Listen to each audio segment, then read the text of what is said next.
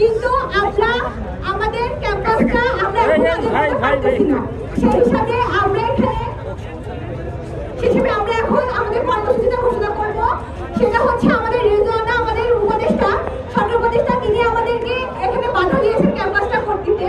আমাদের এখানে কর্মসূচি প্রথমে যেটা আমরা 48 ঘন্টার মধ্যে তার পদত্যাগ এখানে চাচ্ছি।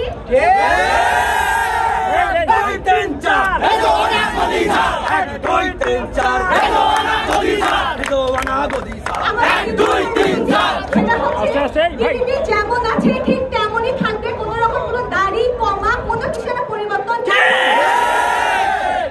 আমাদের 3 নম্বর যে দাবিটা বা সেটা আমাদের কর্মসূচির মধ্যে অন্তর্ভুক্ত, সেটা হচ্ছে আমাদের ক্যাম্পাস হবে আমাদের শাহজাদপুরের মাটিতেই এবং আমাদের বিশ্ববিদ্যালয় হবে আমাদের রবি ঠাকুরের রেখে যাওয়া জমিতেই।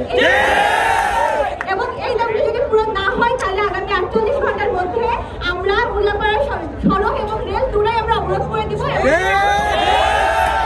যত দ্রুত সম্ভব যেন হয়।